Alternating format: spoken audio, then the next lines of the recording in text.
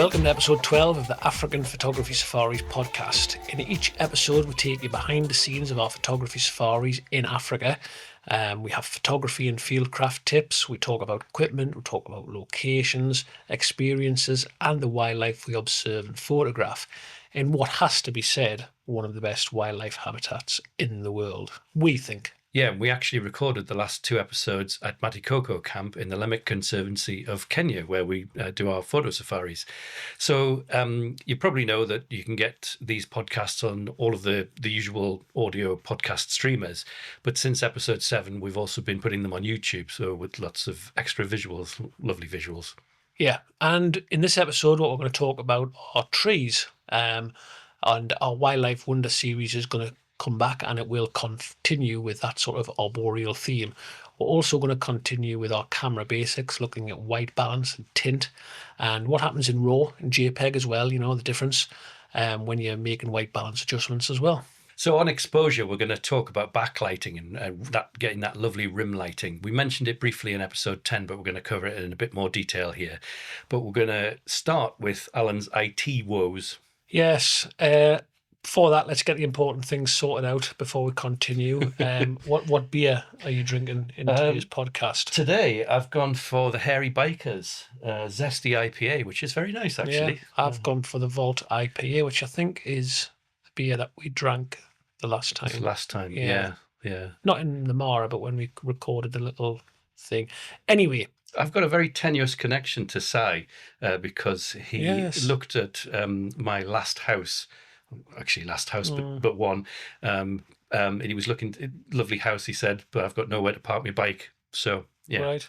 Oh, well. That was my tenuous connection with him. Yeah. Very nice bloke. I've got a one to him, but I can't talk about it. Oh, right. Okay. Yeah. You'd have to shoot then, me. Right. Okay, yeah. Fair enough. That sounds really ominous now. Anyway, so yeah, computer woes. So from editing, processing, cataloguing photographs, things like that, video, managing backups, sharing your work with the world, you know, love them or loathe them. For most of us, computers and their accessories are an essential part of modern photography. Regardless of whether it's a hobby or a business, you know, as a business, you're delivering commissions, you're marketing, you're communicating with clients, you've got your accounts, you've got calendars, to-do lists, and a sort of plethora of other functions. Over the last 10 years, I've been using a 5K Retina screen desktop Mac, plus an old MacBook Air, which, to be honest, had an absolutely awful screen compared to the 5K screen that I was using. It also had hamsters powering it. Hamsters powering it, and they were pretty shabby hamsters as well. Crap hamsters. It was a very, very small hard drive. I think it was about 256 gig or something like that. And since early summer, it has become obvious that everything is just reaching sort of critical point of dead. I could no longer update the operating systems to run more up-to-date software, such as versions of Capture One, which I pretty much rely on for a day-to-day business of what we're doing.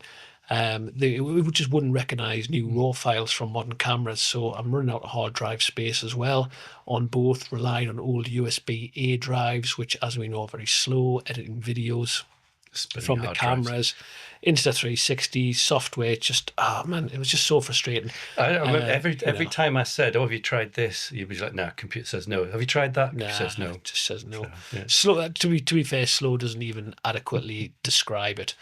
But you know, let's be realistic. In fairness, 10 years service from a computer is very good value, given how much we use them on a day-to-day basis. So I can't grumble from a usable lifespan point of view. But I did return to the UK from Africa with over 220 gig of Fujifilm GFX RAW files, which I just didn't have the space for on either hard drive. Couldn't really run them off external drives, nor could I open them in the older version of Capture One that I had, which I couldn't update. It'd probably take ages to copy as well. Yeah. In essence, everything I did was a workaround and managing a workaround. I spent more time managing workarounds and getting things to work than actually doing anything, if that kind of makes sense. Yeah. So for me, it's also a no-brainer to stay with Apple. The last two desktop Macs I've had have both been Apples. The laptops I've had have been MacBooks. They've both given us a lot of trouble-free computing. And to be honest, you know, I'm not a fanboy, but I just don't like Windows. I believe in familiarity. I think familiarity is it's important. what you're used to. I mean, Yeah. I've spent a long time, many years, in fact, with Windows Well, we before I all did switched back in the day. Yeah. to Apple. Yeah. For a lot of reasons, I prefer Apple. I mean, this is neither, it's not saying one's better than the other. No. I think some of the, I'm like you, I'm familiar with Apple now. There are some things that I get a little bit frustrated in terms of things like the file managing, of how to copying, renaming, and I think Windows does that a bit better. Yeah. Generally speaking, I think it suits me better, the Apple OS. And also I think it's really important to me. I don't know whether this works across Windows now, but it didn't used to. Is the whole Apple ecosystem. So you do something on the Mac and it copies across via the cloud to, you might make some notes or something and it instantly appears on your phone and elsewhere. And that's surprisingly productive, actually. Yeah, calendars and things like that as well. I mean, I'm sure there are. I'm sure Windows probably does that now. But, as you well know, I'm not a very technically minded person, given how much you had to help me actually, out. To be fair, you are technical in certain aspects, like for cameras, spot on. But yeah, IT, I think technicalities of computers. It's just a bit of a boredom thing for me, to be honest. Well, it is boring, isn't it? Sort of. I think we're both nerds, but in slightly different directions. That's doing my head in there. Just having that cable just there. That's better. Yeah. It's gone back, and you haven't. No, it's not covering the end of your phone now. That was the important thing. It was. Yeah, it's like that speaker not being central. I can't cope with that. Worse than me for your Asperger's. Honestly, I'm gonna have to move the printer because the printer is just too wide for that shelf, which means that the sub has to sit off center, and that's just not happening. Not good enough.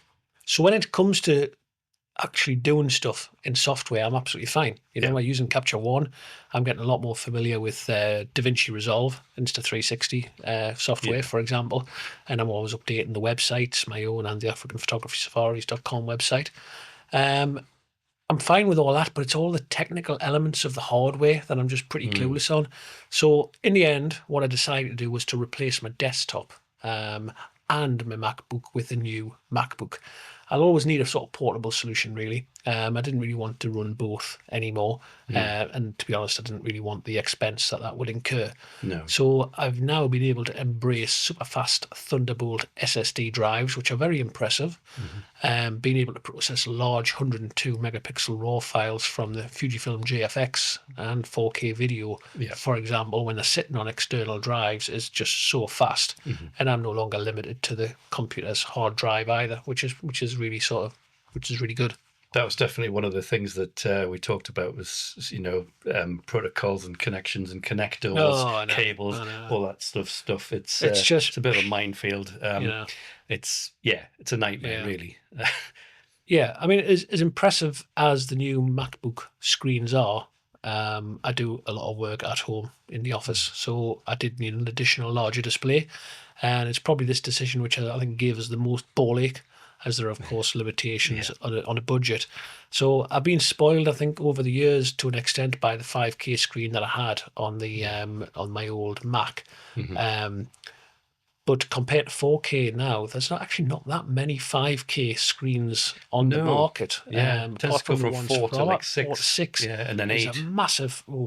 big difference in money. Yeah, factor in Adobe RGB color space, and you're getting well over $1,000, $1.5. I tell you what I noticed, at least, as well. There are fewer of the Adobe RGB monitors about, and they tend to target things like the P3 color space, which is bigger than sRGB. Yes. So I've used a 5K screen, which, in fact, that one, it's not on, so I can't really show you what that looks like. But I've used that for years, exactly the same as you, externally to the main computer.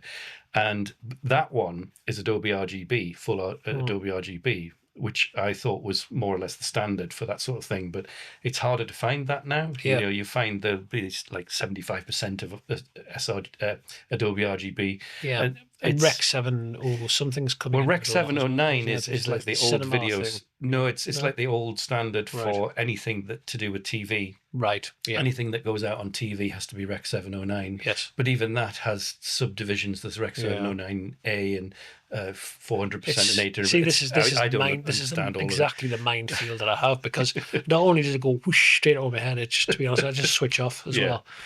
I did find an exception price-wise to a monitor sitting at around 500 quid, which had Adobe RGB, but I was really, I'm not going to mention the brand, but I was very unimpressed. Well, you can, we're not on the BBC here. I know, but the monitors are available. Yeah, it had a lot of mixed reviews, particularly with colour space and colour consistency and calibration issues, and I just thought that just sounds like it's going to be another ball ache that I don't need. Yeah.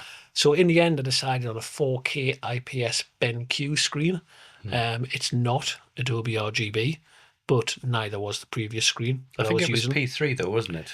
It was, yeah. So the BenQ screen does have P3 colour space, which is larger than sRGB, and it does have a significant part of the difference between sRGB and Adobe RGB in there as well. Yeah. It is absolutely super sharp. Comes with individual calibration certificates, delivers 90-watt external power, Thunderbolt power, and has a very useful sort of MacBook colouring matching mode as well. We've got USB-C, HDMI, DisplayPort input. So it's, it's a very sort of versatile piece of kit, really. Yeah. It rises, simple things, please simple minds. It rises up and down, which is a lot of monitors just don't. Do you just sit there and play with it? It's a basic thing, isn't it? Because sometimes I like to slouch, sometimes I like to sit up straight, and just not a lot of monitors come with that. Yeah. So that's pretty good, and also I like to rotate the screen 90 degrees if I'm doing a processing a sort of portrait orientation. As a second monitor or image. Even third monitor. No, first monitor. Oh right, okay. Just if I'm processing a portrait photo, it makes a lot of sense to sort of do that, Yeah. So as well as the Thunderbolt ports on the MacBook itself, I've also added a powered Thunderbolt hub with USB-A options, so I can now use the older spinning drives for longer term archival backups. So it is proving a lot more versatile. I'm a lot happier with it, not just in terms of portability and access to my files. I haven't got two computers anymore, so when I'm wandering and out and about, I've got literally everything that I need. Speaking of two computers, though, I went exactly the route you did, sort of laptop. I mean, I did this years ago, laptop, external screen. And then I realised that my Mac needed to go in for a repair, and I wasn't going to have it for a week. Yeah. I was like, oh, God, what am I going to do with this? So I actually bought the cheapest Mac Mini because I already had the external screen and keyboard and whatever. So like the cheapest like a Mac Mini, and that... because I had backups of my existing one, it just all imported into there. So I effectively had a less powerful, it's just sitting there, the little Mac Mini. Yeah. So that's the only caveat with having an all laptop solution is if it breaks. If something happens, then you're without. Yeah. One of the things that I really sort of do like about it, so I mentioned portability. But the screen is still quite small. I did opt for the smaller 14-inch version rather than the larger one because I do travel and move around a lot. Yeah. But it's still super sharp. It's detailed. If I want to process images out when I'm out and about in the field, I can do that. And I've got these little tiny, Sabrent Thunderbolt drives, solid-state drives, which I can use the same image catalogues regardless of where I am. So it saves having to merge those and worry about that afterwards. So I'm pretty happy. I think the whole SSD thing is really worth mentioning because I think we've touched on it before, but the older style of spinning drive, they're great, they're cheap. You can get them in 4, 5, even maybe 6 terabytes externally now. Yeah, expensive, very expensive. Yeah. I mean, well, no, the higher capacity ones are. The higher capacity ones, I mean, I've got quite a lot of really big ones, like 14 terabyte ones in the backups and the RAID there. But the typical external, like a 4 terabyte external hard drive is probably, a spinning one, is probably only 120 quid or less even, Which is fine for slower archival backups. Exactly. But SSDs, as I think we've mentioned before, are fast, like an order of magnitude faster sometimes, like 10 times as fast. Well, you can literally work off them. Yeah. They're tiny. They take so little power strain as well. Yeah. Although, as you've found, and I'd already found that you could pretty much fry an egg on them. They do get very Yeah, hot. That was one of your first questions, wasn't Yeah, it? Is it supposed to get this you can heat hot? the entire house using a little Exactly. solid state Yeah, drive. Yeah. make good hand warmers, for winter days. It's like the old McDonald's Apple things that I used to buy, cheap sort of hand warmer. But to be honest, one thing that does kind of scare the shit out of me is the vulnerability to accidental damage. So I've taken out Apple Case, something I've never ever done before on the laptop itself. Yeah. I'm also sort of backing up more regularly than I used to, which everybody should do anyway. Yeah. But incidentally, the chap at the Apple shop said, "Oh, with Apple Care, you get this worldwide emergency replacement." And the first thing I thought of, I can just see the guy coming along on his little scooter in the middle of the Mara with a new MacBook for me. I don't think that's going to happen. Unlikely. Yeah, maybe in Nairobi, but not in the Mara itself. No. Yeah. You're more likely to get a replacement when you actually return back to Nairobi. Absolutely. One of the major airports. Yeah. So, right, segue by our civilian.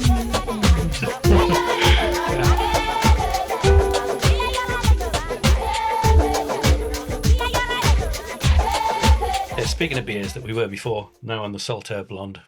You like a blonde? I like a nice blonde. Rumour has it. So we're going to talk about rim light, backlight, whatever you want to call it, getting that lovely halo of light behind an almost silhouetted image. Yeah, I know we've done that because when the planets align, which is quite an important phrase to use, we do it, and we do it intentionally, of course. And we have done it just recently quite a lot. That probably underlines how rare it is you get one of these opportunities. Yeah, the planets align, Yeah, so it's an exposure technique known as rim lighting, which always sounds a little bit dodgy to me, but you're just giggling away. I have to pause now. We'll show you an example if you're watching on YouTube, and we'll put up some examples on the podcast part of the website. This is all about getting the right exposure and also the position in relation to the animal. We mentioned this in episode 10. Alan was photographing baboons with lovely backlight, rim light on the Limpopo River in Botswana. So the things to consider with this, there are 4 points in order of importance. Is the light in the first place, the subject, positioning and what the actual subject is. Then you've got exposure, i.e. the exposure settings that you're using, and of course post-processing, what you do with the image once you've actually got it. Yeah, and light is key. We mentioned sort of order of importance, and it's kind of obvious really, without it, you don't have any, if you've got any light, you've got any backlighting. Yeah, a bit pointless. So also the position of you in relation to the subject and is in relation to the light. You have to position yourself so the sunlight is peeking around the animal's edges. So you always have to be looking directly in towards the sun with the animal sort of in between. I think that's right. So if you've got the light, the next thing you need is the subject. So important here is if you've got a very clean-cut subject that has very clean lines, you're not going to get much of a rim light. So the ideal subject is anything that has fur, feathers, hair, all that sort of stuff. So a male lion is obviously a brilliant subject for that. But actually my favourite that I've shot so far is a female lion. Lioness. She was up on a dam, so she was elevated up, and there was amazing light in the dawn light, and we were able to reposition the vehicle so that we were directly in line with where the female was. Remember she was up on the dam. Yes. Thankfully, it was up on a sort of raised level, and that was directly in light, in line with the backlight.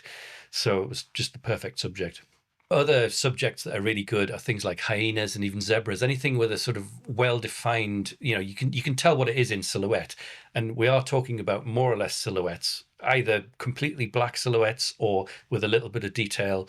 And you've got that ability to see the shape. You know what a zebra looks like. You know what it's the mane really on the zebra that looks pretty good, isn't it?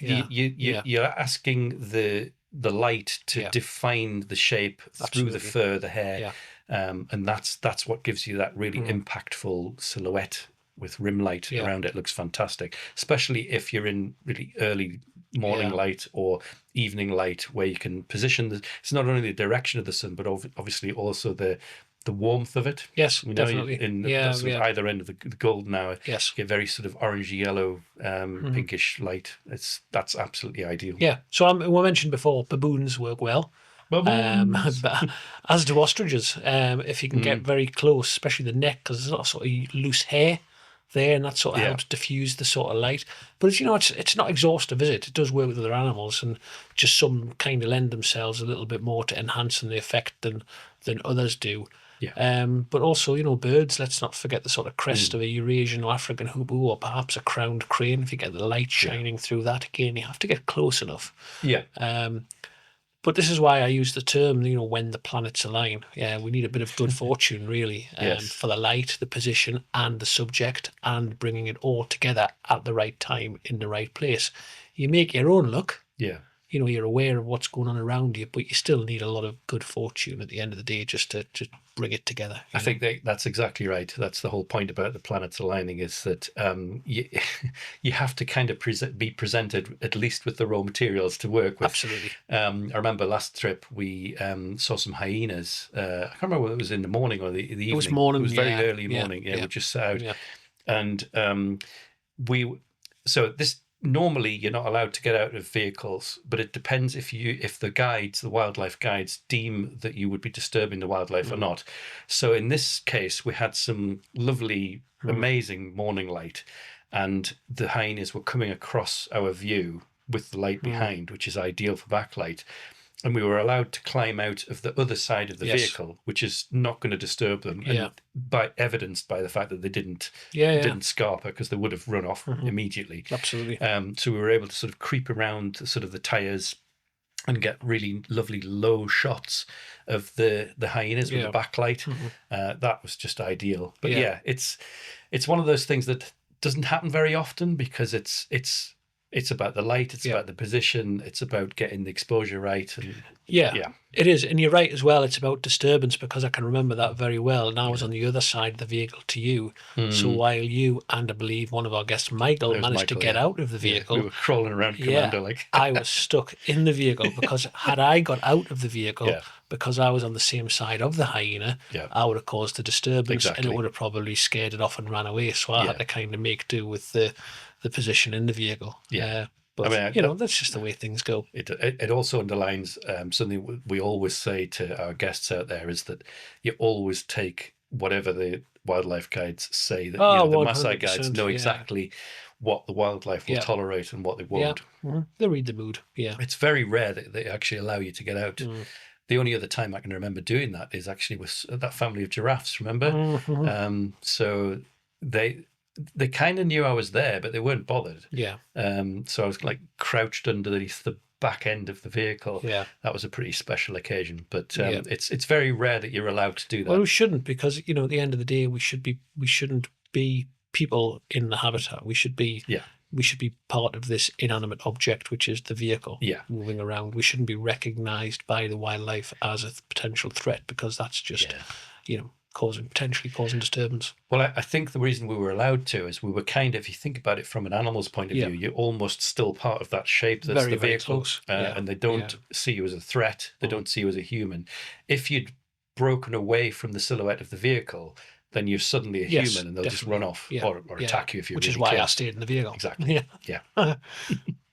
Yeah, I've kind of alluded to this a bit, in that you want a silhouette, but don't worry too much if it's not an absolute silhouette. So what you're looking for is in terms of exposure, is making sure that you don't expose the highlights. And that's that's something we normally do anyway in any scene, that you make sure that the highlights aren't overexposed, because you can't really recover them, or they look crap if you do. So you're actually exposing for the highlights, but the difference here with normal wildlife photography is that you're not trying to evenly expose the main part of the animal. You're actually looking to make that as dark as possible, because you're looking for this rim light. Don't worry though if you don't get a perfect silhouette in camera. Worry more about exposing for the highlights, And later on in post-processing, you can bring the shadows down to get that lovely silhouette. Yeah, I tend to shoot in aperture priority still. So in practice, I would just dial in some negative exposure compensation, which effectively just gives me a faster shutter speed than the camera's metered, and therefore underexposes. And while it's doing that, I don't need to worry about the ISO, because by underexposing, the shutter speed's always going to get faster. Yeah, anyway. yeah, exactly. Yeah. I mean, I would probably modify that only in that I tend to shoot in manual exposure, but with auto ISO. So what that's doing is that I can control exactly the shutter speed and the aperture I want, and then the ISO will fluctuate around that. So if I want to expose for the rim light to make sure that isn't blown out, it's changing the ISO. It's just a slightly different way of doing it. I mean, it's, there's no right or wrong way. It's whatever works for you, basically. Yeah. So in post-processing, what you're looking to do is to make sure that the highlights are really well adjusted for. So you're getting nice bright highlights without them being blown out. Try and preserve a bit of the color in them. We were talking about, early morning or late evening. Hopefully you get a bit of that sort of orangey color in them. But the main point is don't overblow them. You can tweak them a bit, but make sure, keep an eye on the histogram when you're actually processing these things to not overdo it. But also don't underdo it as well, because you won't really get that lovely rim effect. Again, with the shadows, you can really drop those down, but you don't need to. It depends. It's one of these creative decisions. It's entirely up to you as to how you process that. And if you want to make it fully silhouette, fine, that's up to you. Or if you want to, leave some detail, a bit of texture in the animal, so that it's entirely dependent on what you're shooting. It's totally up to you. There's no rule that says it must be a silhouette with only rim light. It's totally up to you. It's a creative decision, really. It is. Absolutely. Yeah. Obviously, I'm going to say this because this is what we both do: shoot in RAW if you can. So it's always the case, I think, that we say that you're going to have the most information stored, the most data available to you for post-processing. Really, the only thing I would say about shooting in JPEG is that you can do that, but you've got to absolutely nail your exposure in the first place. So we would always shoot in RAW. Which just gives you that latitude to work on it. Gives you a bit more leeway to play with, doesn't it? The image is less likely to fall apart as you manipulate it. Underlining that whole planets aligning thing, when you have this opportunity, it's better to have already thought about what you would do in that circumstance. So don't kind of leave it up to, oh, this is an amazing opportunity. We've got hyenas with backlight. What do I do? Try and think before that. Otherwise, you're just going to be fiddling on with your camera and you might miss it. A lot of it is about thinking on your feet, thinking very quickly, making sure that you have these decisions very quickly so you can get the shot. Otherwise, wildlife doesn't wait around for us, basically. Yeah, in many ways, it's no different to the other end of the day. When remember when we talked about this in a previous podcast, when we saw the elephants and the potential of them moving across a ridge and getting these perfect black silhouetted elephants against a beautiful African sunset. On your way there, oh, we've got this happening, right? What do we need to do? Yeah. Right, we need to underexpose. We need to get the silhouette needs to be virtually black. We need to really bring out the color, the saturation, the contrast in the sky. So we're going to underexpose. It's no different to that process. You're just thinking ahead and just staying one step ahead of everything. Absolutely. So when you're literally out of the vehicle or camera up to your eye, you all you're doing is pressing the shutter button. You've mentally prepared what you're actually going to do. Yeah. Yes, you still have to tweak it. Yeah. But at least you're ready and you understand what you have to do. And that's why I always say, I mentioned I shoot in aperture priority, but to be able to shoot effectively in aperture priority and to be able to work creatively in aperture priority, you still need an absolute sound knowledge of manual exposure to do that. And it's the same with your using exposure compensation to manage ISO. If you haven't got this manual exposure mindset, then you can't think on your feet. You can't do it. Yeah. The only difference, I think, is probably I would want Speeds it to up. sort of, yeah, no, I mean, in terms of the difference in our approaches in terms of the settings. So the only advantage I suppose I would have is that I can say I absolutely want a thousandth of a second or Absolutely. something like Yeah, that. yeah, yeah. That's why I like that Yeah, kind of yeah, yeah, control. But definitely. Yeah. again, it's more thinking Hmm. beforehand. Yeah, What am I going to yeah, want yeah, before I actually get there? yeah. Yeah. So when the planets align, it's a really nice opportunity to be very creative. Yeah, in many ways, it's no different to that time of the sort of the dusk hours, when we see a potential of some giraffes or some elephants to be able to silhouette against that lovely African sky. So we deliberately think, right, to get the silhouette, we're going to underexpose Yep. and we're going to bring out the richness of the colour, bring the exposure down in the sky. And before we actually get to where we are to be in the right position, we're already, or we should already be thinking about exactly what we're going to do because, perfect planning, isn't it? Prevents piss poor performance. It does indeed. It does indeed. I'm glad you said that. Speaking of which, cheers. Actually, something to mention about silhouettes. If you're shooting a sunset and you're exposing for backlight, and the backlight happens to be the sun that's coming down right next to the horizon, you're never going to be able to expose correctly for the sun because it's always going to be too bright. So just a technique to, Yeah. I would say, to expose for the brightest part of the sky that isn't the sun, if that makes sense. Yeah.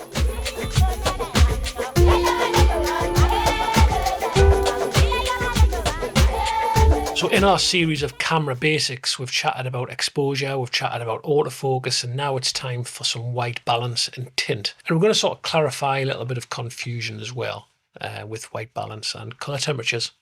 Sounds thrilling. Isn't it? Isn't it just that? So the white balance is where you adjust what's called the color temperature on your camera, and it's measured in Kelvin. I know that's a bit techie, but it's usually quoted in a number like 6,500 or 2,300 or 10,000, all these sort of things, on a range from what's called warm to cool.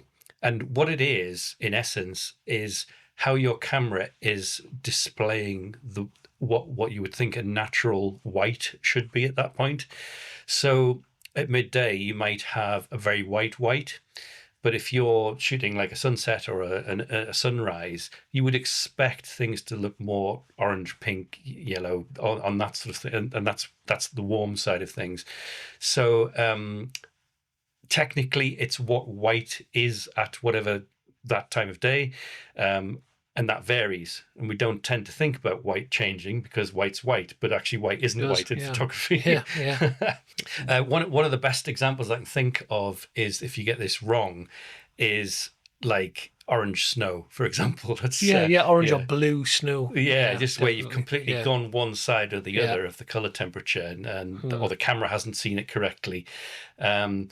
Auto white balance on cameras tends to be very good these days, I would say. Yes. Generally speaking, there is scene recognition, and your camera is probably going to nail it on auto white balance. But if it doesn't, this is all about sort of taking control of white balance and saying, well, that's obviously wrong, I'm going to change it, or I'm going to shoot in RAW and worry about that later and change it afterwards. But it's about understanding what white balance is and correcting it if it's not as you saw it. Yeah, white balance really works between sort of blue and yellow. So blue would be the cooler white balance, and yellow or orange would be the warmer end of things. And that's the lower end of the Kelvin scale, to be technical. So like 2,000, 2,500 is warm, 10,000 is very cool blue. But you obviously want to avoid blue, orange snow. I mean, you want to avoid yellow snow as well, but absolutely, we don't want yellow snow. But that means something completely different. Yeah, to most people if you grew up in the 70s and 80s. Yes, exactly. Don't do snow angels Don't do and yellow snow. Don't eat yellow snow. Don't eat it either. Yeah. In addition to white balance, there's also tint, which we tend not to really worry about with photography so much, and especially if you're shooting in RAW, because you're shooting in RAW, which means that the camera is just giving you an interpretation of what you think it should look like at that point, but you can change it later anyway, because it's still got the raw information. But tint, so to explain what tint is as different from white balance, where white balance is the difference between sort of yellow orange to blue on the scale. Tint is the difference between, or it's adjusting magenta to green. So kind of if you think about it from, I don't know, on a graph, it might be on the left hand side you've got white balance, the warm white balances from orange and yellow to the blue on that side. Then you've got magenta and green on the other scale. I mean, that's one way of looking at it, but generally speaking, we don't need to change it for, particularly for wildlife photography, but you might get a bit stuck if you're in like tungsten fluorescent, candlelight, all tint's these more sort of about things. mixed lighting, isn't it, really? Yeah. And I also think as well, you've probably got a tint issue if you're using an ND filter or something. You might get a bit of a magenta Might give a cast or yeah. something like that. And that's obviously something that you would need to adjust. I know some filters years ago used to give a very, very strong magenta cast. Yes, I've used that filter. Absolutely, yeah. Begins with C, very French. Yes. I've still got a whole bag of those. You might be able to sell them for 20 pence each. I was going to say, not very much. In practice, as I said before, you can pretty much leave the camera in auto white balance, because if you're shooting raw, it kind of doesn't matter.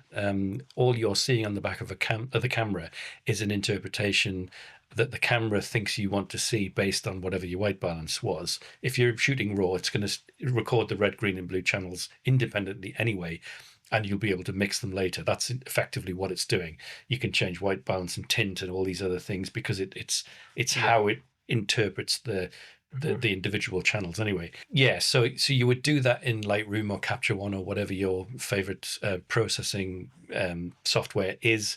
But please shoot in RAW if you can, because I know, right, it's tempting to have the ease of shooting in JPEG, and we have had people on Safari who do shoot in JPEG, and it's absolutely fine, but as long as you're aware of what you're doing and why you're doing it. And the reason people sometimes do that, and I think sports shooters often do this, is because everything has to be quick and they don't want to do anything afterwards. And that's certainly been the case for one or two of our clients on Safari.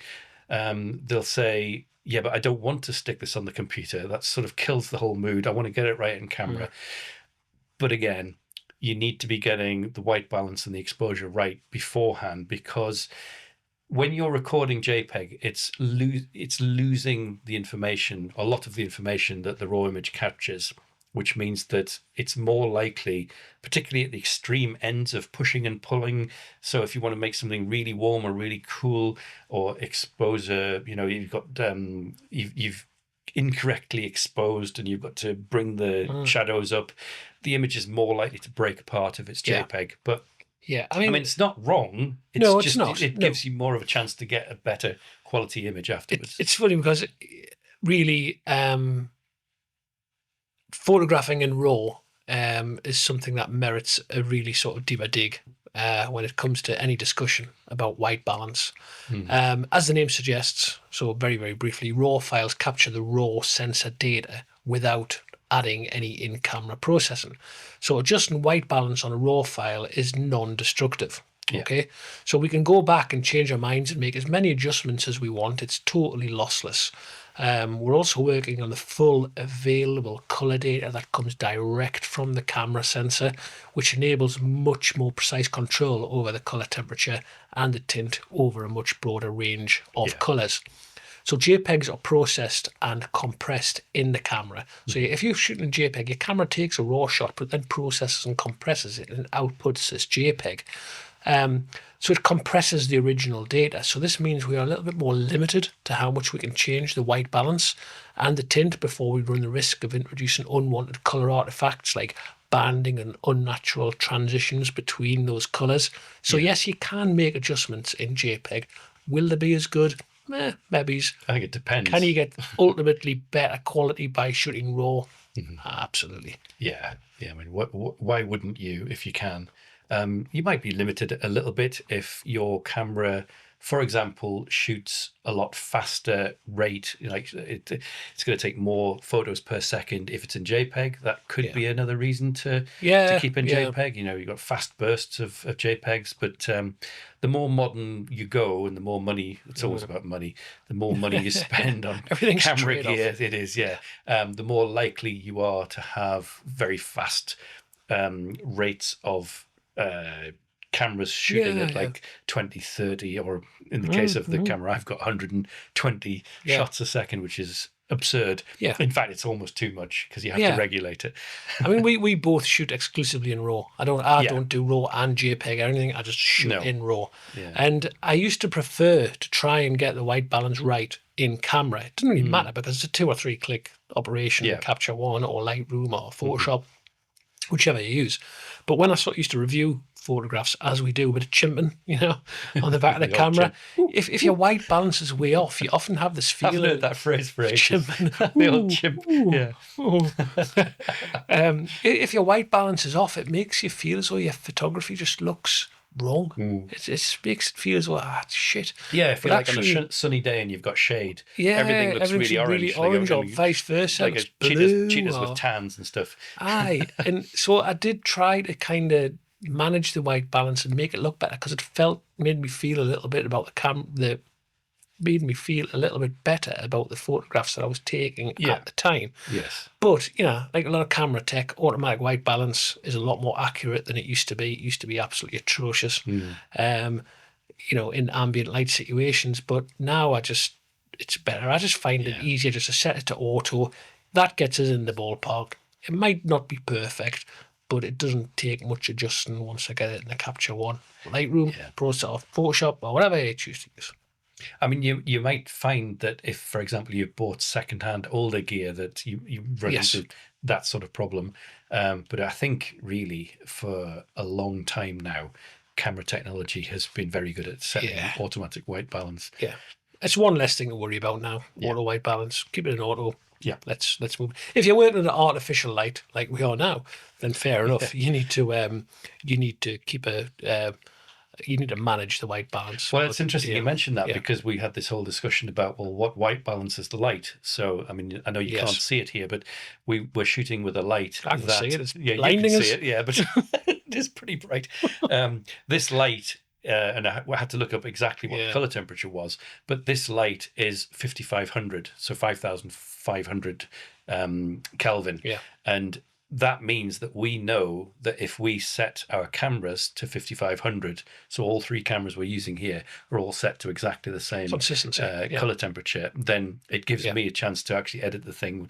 So, and another thing we talked about, which it's not related to things like wildlife photography, but it is related to, say, indoor photography, is that the lights and stuff, the other lights that I've got in this room, turn them off because they've got different color temperatures. Yes. So that typically house lights are more warm color temperatures, and if I put those on in the background, it would be an absolute nightmare to try and balance the color. It would some part of the image would always be off. It would be wrong. So it's anyway, it's wrong. Yeah. Little side track there, cul-de-sac.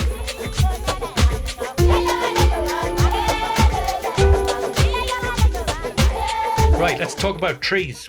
Trees. So we see lots of different trees. I'm going to have to read these because there's no chance I'm going to remember these. We see things like acacias, bosquias. I don't know if you even know if that's the right way of pronouncing it. Bosquia, bosquia. Balanites, orange leaf crotons, gardenias in the Mara, and in Botswana we've got and South Africa as well, mapanis, jackalberries, sycamore fig, amarula. It's a big list, massive list. So those classic acacia trees on the African savannah that you see with a giraffe underneath, and you go, there's I've had a particular interest in these trees and how the megafauna, particularly giraffes, shapes that canopy. Because, I think, there's an acacia tree and the giraffe has munched away at the lower bits, and there's that lovely sort of umbrella shape to it rather than being bushy.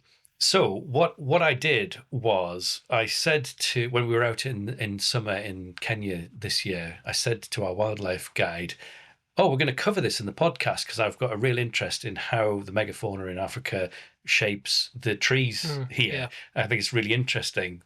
I'm very nerdy, whatever. So then I pointed to a giraffe underneath an acacia tree and said, there's a giraffe that has shaped the way that acacia tree has been formed into it would normally be very bushy, and it's shaped it into that classic sort of umbrella. And he sort of very gently said, that's not an acacia, that's a Balanites. It's a wrong tree. Balanites egypticana, I think it is. Like that, so not an acacia, no. anyway. Yeah. So I always knew. I always thought they were a species of acacia. Exactly, yeah. So we knew them as desert dates because they've got these sort of lovely acacia-like canopies, not dissimilar. thorny, with the dates that the giraffes eat the leaves and the dates from. Just assumed they were a species of acacia. Apparently not. Stand corrected. I mean, really, every day is a school day, isn't it? And that's one of the many fascinating things about what we do. We're all still learning from each other. We all have different knowledge. We all pick up on things. We all learn. It's a continuous process. And, the day that ends will be a very sad day, I think. Yeah. But the evolutionary battle, I think, between giraffes and trees is something quite fascinating. It's a great example of co-evolution, where two species are evolving in response to one another's adaptations continuously, often influencing each other's own survival strategies. It's a dynamic that involves giraffes as herbivores that are feeding on the leaves and the trees, and they've developed various defences to deter the giraffes and other herbivores such as elephants from browsing on the foliage. Yeah, I mean, right. So the first obvious feature of a giraffe is that it's very tall, very long neck, and it can reach up into the canopy. That's the obvious bit. They also have these very, very long prehensile tongues, which are blue, actually, like dark blue, which is always very odd when you see it in a photo. But they can be up to like 45 centimeters long. I mean, that is a seriously long tongue. I could probably drink my beer from here. That'd be quite interesting. I would pick peanuts up off the table. I could probably do other things as well. So quite interesting. It would be really funny though if the giraffes had evolved a massive tongue to be the same speed as a chameleon. Oh yeah, Sure. So 0 to 60 in 100th of a second or something like that. Anyway, giraffes also have this kind of modified atlas axial joint, which is between the head and the neck, which gives them the ability to sort of tilt the heads absolutely vertically and perpendicular upwards for improved reach. And as far as we know, there's only one other animal that has that adaptation, and that's the okapi, which is actually a relative of the giraffe. Yeah. Anyway, but the most obvious thing a tree like a desert date has is its defensive armory. When you get up close, it's these really incredibly long, sharp thorns. Yeah, a lot of trees also have sort of chemical defenses as well, like tannins and alkaloids, which can not only make the leaves taste bitter or bad tasting to the animals, but they can also affect how digestible the leaves are, can affect the uptake of protein in them, and they can also be very toxic and give digestive problems to the animals as well. Giraffes are pretty amazing creatures anyway. So this is what Alan was saying. It's like this sort of ping pong effect of evolution. So the giraffes have then developed the ability to tolerate a lot of these toxic chemicals in their digestive systems. And, they can eat these tough, thorny meals, without any problem, without any digestive and toxic issues. So stinging ants may also live inside hollow thorns in some of these trees. It's a mutualistic relationship. We've talked about those before. And on one of the acacia species specifically, it's actually a real acacia species this time. A real time. one. Yeah. Unlike the ones that we thought were. Desert days, yeah. It actually gets its name from this. It's the whistling thorn acacia, which is Acacia Drepanalobium, I think.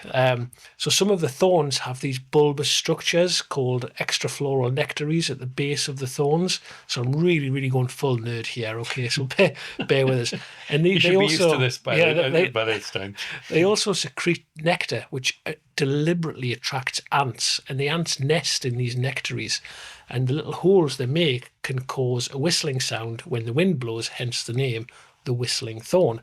So when you see a whistling thorn acacia, you can sort of fettle the ants a little bit by disturbing the branches. You give the branches a little bit of a shake, and that movement kind of triggers a response from the ants, and they quickly respond by emerging from the hollowed thorns to face the threat. Yeah, And don't do this, by the way. I do. It's quite hard. Just do it deliberately. This demonstration of fieldcraft to show you. Get some radgy answers. And these tiny little ants are known to actually bite and sting giraffes. It's like saying, "Wind your neck in." Wind your neck in. You planned that, didn't you? I think they also, it's funny actually, I was looking at this, they also protect things like the birds that nest in the trees. Yes. Or some birds will feed them. Yeah. So it's a bit of that's evolution of like this convoluted and complex system of everything definitely deterring and eating each other. But this is why it's also fascinating to us, it's about as us as photographers. We're not botanists, but it's all about fieldcraft. It's all about understanding what is actually happening and why. We're more likely to see certain species of birds on whistling thorns, those that will perhaps feed on the resident ants, like superb starlings. These are little ecosystems that are created, and to be able to see and to photograph these within a much larger and grander ecosystem, that's the beauty and the interest where it often resides in the detail. Yeah, definitely. Another tree that the giraffes really, really like is the gardenias. You get these sort of almost topiarized forms of trees where the giraffes they absolutely love these trees. I'll put a picture up on the YouTube and on the we'll try and, I know this is very incredibly nerdy, but we'll put some pictures up on the website as well. Trees, yeah. Wait till I get onto my grasses. Maybe that's next episode. Yeah, I've actually got a book on grasses. Anyway, African grasses, fascinating. Well, to some. So these gardenia trees look really sort of hard pruned and like compacted, and that's because the giraffes come along and they graze them, and you get these sort of really tight, almost hedge-like. I mean, quite often we'll be driving around and we'll be like, "Oh, there's one that looks like a cockerel or an ostrich or something like that," you can actually sort of, there's an ostrich on the skyline, and it's actually a tree. Yeah, it's just bizarre. But that's topiary. It's topiary. It's got the shears out. The giraffes with the love of these particular gardenias. So they would look quite different. I mean, it's a bit like the acacias and the desert dates. The trees would actually look very different if the herbivores weren't 100%. Actually controlling how they look. Elephants as well. Because obviously elephants can reach up with their trunks. They're big animals anyway. Yeah. But they'll do the same sort of thing, and they'll change the shape of effectively what the landscape looks like because of the trees. They'll be maybe they're out with the shears as well. Another thing that the elephants love is a thing called, colloquially called evergreen, but it's called, I'm going to read this, Euclea divinorum. And we spent quite a lot of time with elephants just happily munching away and just munching through all of these bushes. And I'm going to look at some of these because there's no chance I'm going to remember. You just read these out of a Harry Potter book, haven't you? Spectral Patronus. Croton dichogamus. Yeah. So some honourable mentions go to Acacia Sayal, which has it's a proper acacia, a real one. So you have these fantastic flat canopies and sort of peeling bark and thorns and pods. Yellow barked acacias, they've got thorns when they're young. It was quite interesting. Moses pointed this out, one of our wildlife guides. This little plant that was sort of almost nondescript, and it was more thorns than anything else. And when they're very young, they have these incredibly long thorns. They can be like, I don't know, they looked about 6 or 7 centimeters long thorns. But he said, the elephants will still eat them. How? I have no idea. Orange leaf croton is another one. So that is Croton dichogamus, as previous mentioned. So I don't know if this is one that the animals particularly like eating, but we see them a lot. You get these lovely green bushes, and every now and again, it's like orange peppercorns stuck in there. They're very much like the mapani trees that we see in South Africa and Botswana, but apparently I've researched this and they are absolutely not related at all. Just not related. Very similar. Yeah, I just really like them. Yeah, and then lastly, we've got the Boschia angustifolia. So this is sometimes known as the shepherd's tree, but also known as the stinky bush. Yeah. because you're not eating at the moment, but it smells like human shit. Yeah. Well, I think they often refer to it as the stinky shepherd, I think, as well. Stinky shepherd down south. Yeah. So yeah, it's all the same theme. Right. It's Yeah. all the same theme. Yeah, I bet they're popular. The shepherds are. Yeah.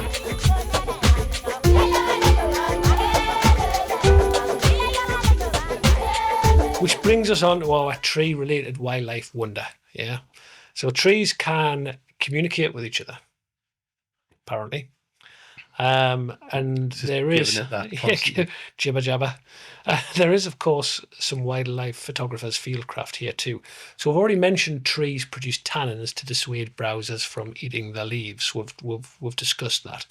And there's a fella called Dr. Wouter van Hoven, who was who was an associate professor at the University of Pretoria, who did a study in the 1980s, I think, which concluded that the ethylene that is produced by trees, which are effectively under attack, they're being browsed by elephants or giraffes, that ethylene can be detected by neighbouring trees, which initiates a sort of preemptive production of their own tannins as a sort of defense mechanism against attack from nearby browsing mammals. Yeah, so it changes basically, the taste of them. yeah. So basically, trees getting attacked, gives off ethylene. Another tree detects that ethylene, ups its production of its own tannins, makes its bark and its leaves unpalatable, and that's a sort of defense mechanism. So basically, the trees are detecting surrounding trees are under attack and kind of telling each other, So it's another example of this ongoing co-evolution that we talked about.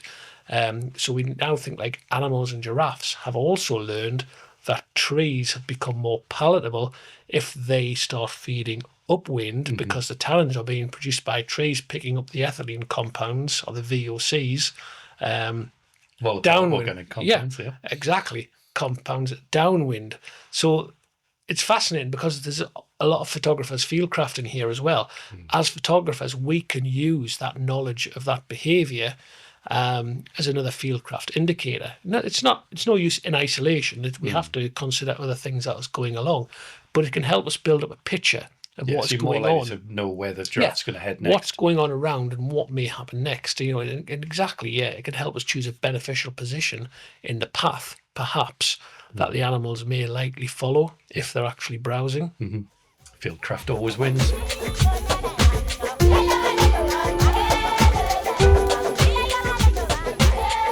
Well, never mind wildlife wonder. I think it's a wonder we got past all those scientific names and all that sort of nerdy stuff. Yeah.